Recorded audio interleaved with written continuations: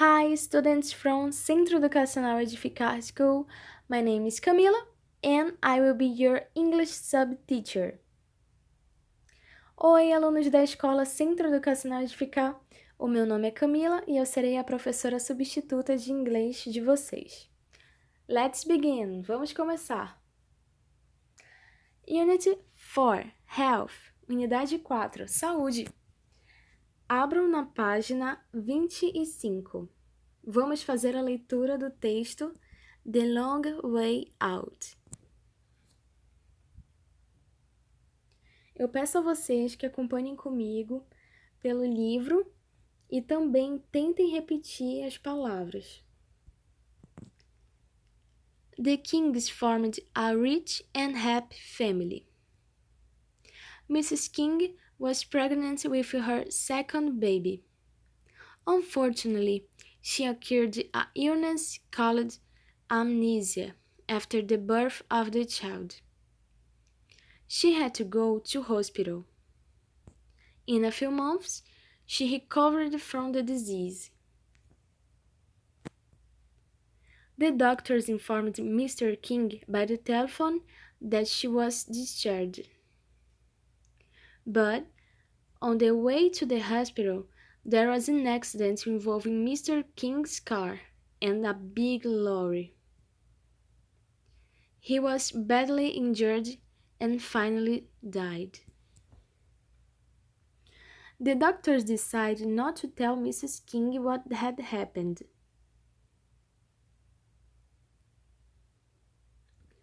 They feared that she could become ill again.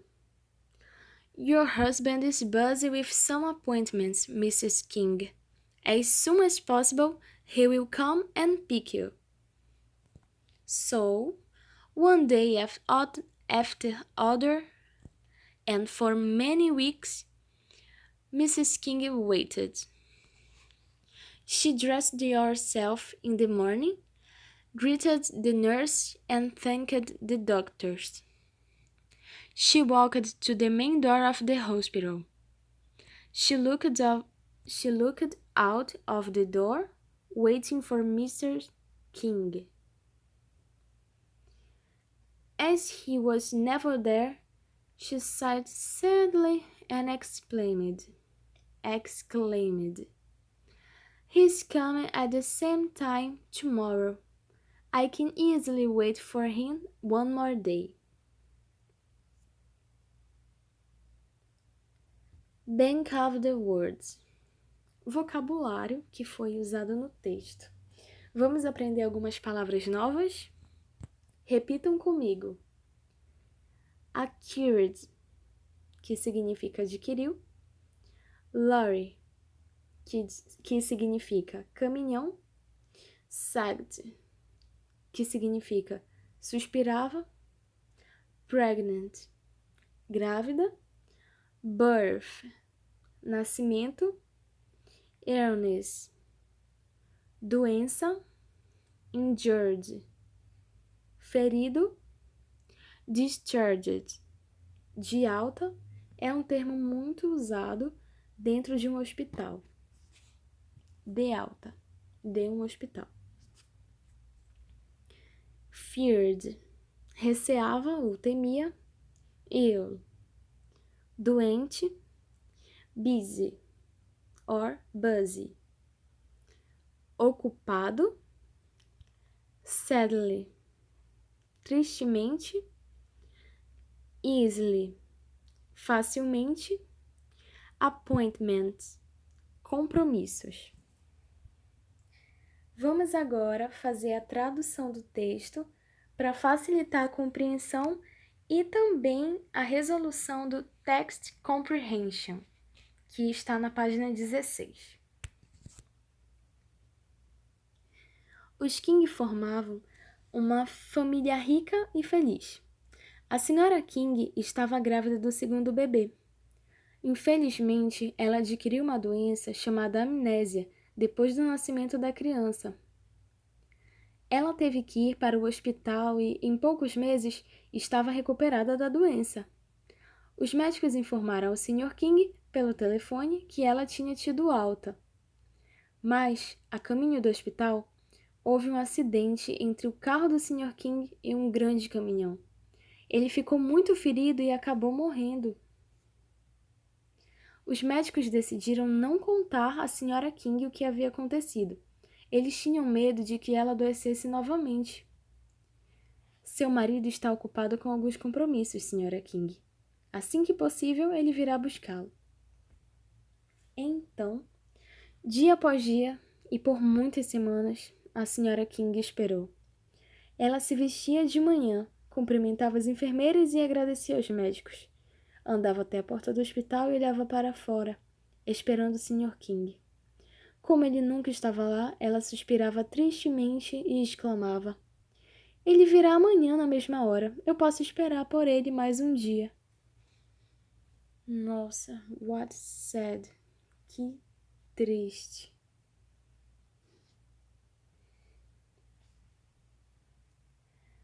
Passando o texto, vamos para a parte de gramática. Antes de começar o conteúdo de gramática da unidade 4, vamos fazer uma pequena revisão, somente para relembrar o que foi dado, sobre o Simple Past of Regular Verbs. O Simple Past de verbos irregulares. Eu aconselho vocês a voltarem para a página 17 para fazer a leitura e compreender melhor o conteúdo. Talvez pareça um pouco bagunçado agora na telinha de vocês, todas essas consoantes, todas essas vogais, mas eu já vou explicar o porquê de estar dividida dessa forma. Tem dois tipos de verbos, os verbos regulares e os verbos irregulares.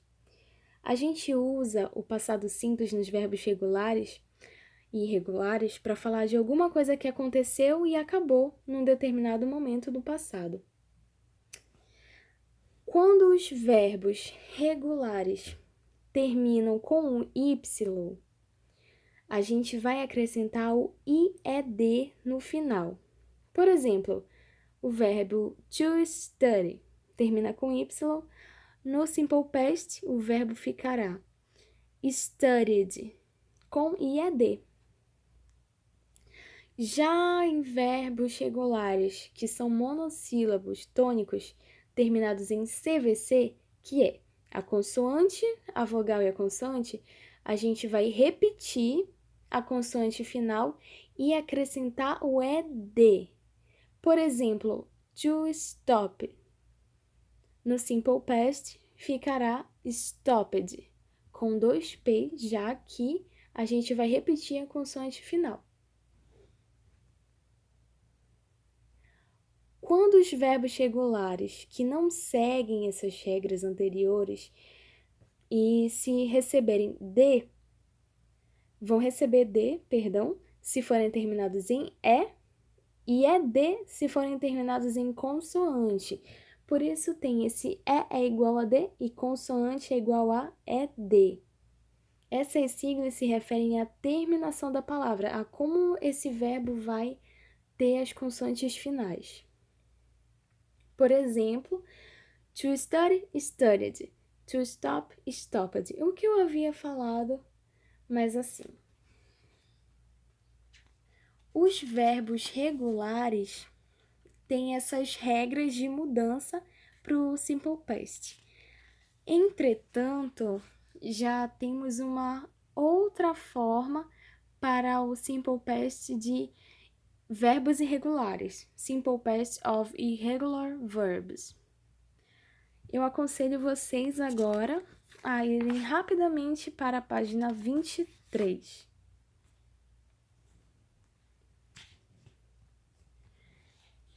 Na unidade anterior, no caso que se refere ao Simple Past of Regular Verbs, nós vimos regras para formarmos o passado simples de verbos regulares.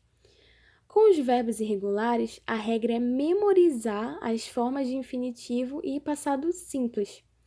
Por que memorizar? Porque, diferentemente dos verbos regulares, não existem essas fórmulas de acrescentar ED se terminar com tal consoante, se colocar IED, se terminar com Y, não. Os verbos irregulares mudam completamente, sem que haja uma fórmula.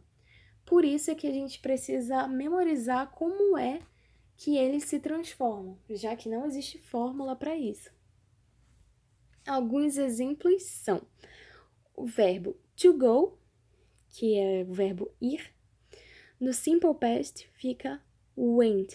Percebam que é totalmente diferente uma palavra da outra. To buy, bought. To speak, spoke. To read. Percebam que só houve a diferença do to. To read e no simple past é somente read. Algumas palavras não mudam completamente, não ficam tão diferentes. Mas ainda assim é preciso ter bastante atenção. Continuando, e agora sim, vamos para a gramática da unidade 4, na página 27. Simple past of regular and irregular verbs. É como se fosse uma revisão. Abrange tanto os verbos regulares quanto os verbos irregulares. To have, had. To tell, told. To come, came.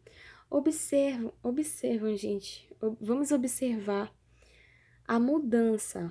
Vocês conseguem identificar, a partir do que eu disse anteriormente, quais são os verbos regulares e irregulares? Por exemplo, to tell, told. Mudou completamente, não é? Qual vocês acham que é? To come, came. Também houve essa mudança de palavra. Dessa forma, a gente conclui que é irregular verb. To look, looked. Percebam que como houve aquela regrinha do CVC, consoante, vogal, consoante, foi acrescentado o ED no final. Logo, to look é um verbo regular. To obtain, obtained. To miss, missed. To mix, mixed. Novamente, essa regrinha do ED, que é muito utilizada. Tanto que, se vocês voltarem ao texto, vocês vão observar bastante.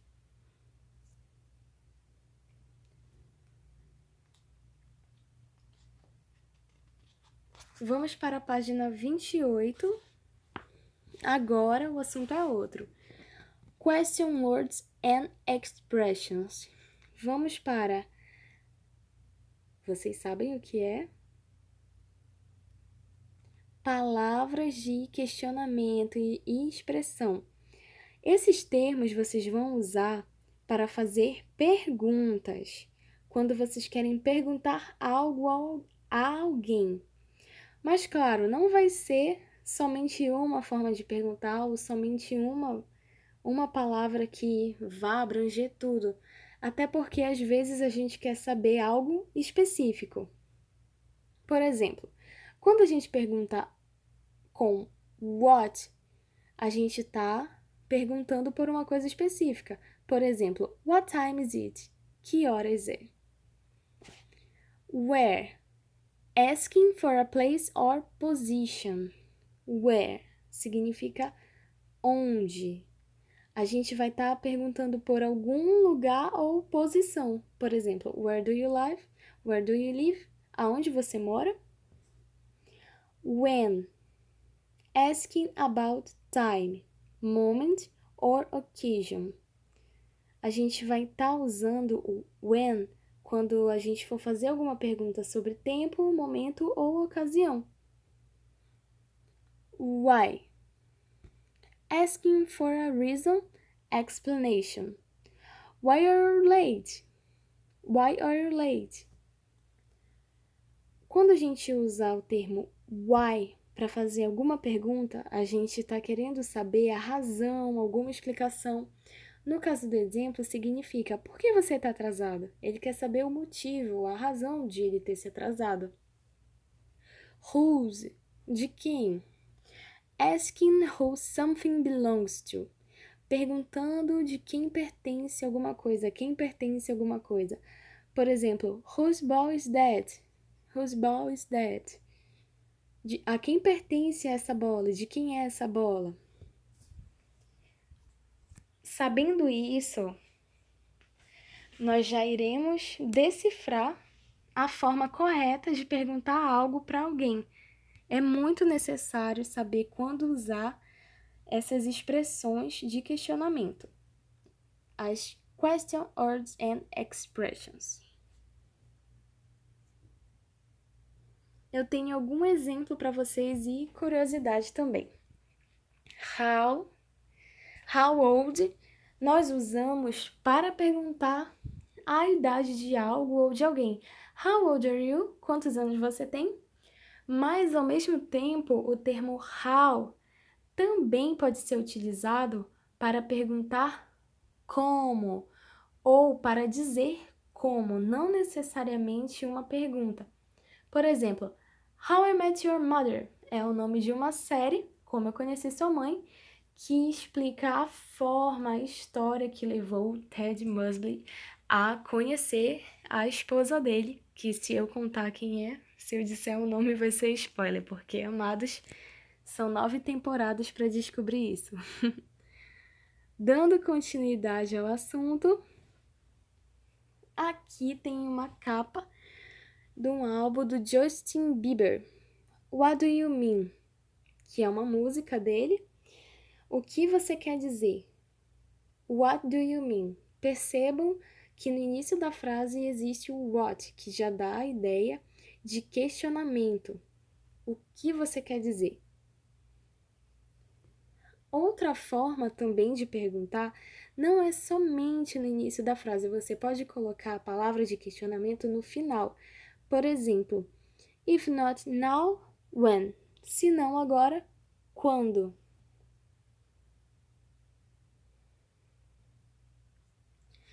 Continuando, nós temos a interrogative expressions. Quais são essas perguntas, essas expressões interrogativas? How old, que eu havia falado anteriormente, que é usada geralmente para dizer, para perguntar, quantos anos, qual a idade de alguma pessoa, de alguém, de alguma coisa. How old? How many? Quantos ou quantas? How much? Quanto ou quanta? How long? Quanto tempo? How often? Com qual frequência? E how deep? Qual a profundidade? Tem até aquela música bem conhecida, How Deep Is Your Love? Qual é a profundidade do seu amor? Não sei se vocês pararam para prestar atenção, mas how many e how much é muito similar, é muito parecido. Ambos se referem à quantidade, mas nós iremos usar how many quando der a ideia de pluralidade. Quantos, quantas. Algo que nós não temos certeza da quantidade. E how much, quanto, quanta. É algo mais específico e mais singular. Homework, para casa. Vocês terão como atividade de casa, da página 26 a 27, que se refere a Text Comprehension, sobre o nosso tema, sobre o nosso texto, que se refere à saúde, health. E vocês vão ter também atividade da página 28 à página 30, que são atividades referentes à gramática. Na página 30, entretanto, é um texto extra text, que você pode ler, pesquisar, se aprofundar mais no conteúdo, se quiser, que vai falar sobre Wonder Woman e Captain America, Mulher Maravilha e Capitão América. Acredito que todos conheçam. Então é isso, eu agradeço a atenção de vocês, obrigada por terem assistido a aula. Estudem e façam o dever de casa de vocês, tudo bem? Bye, bye!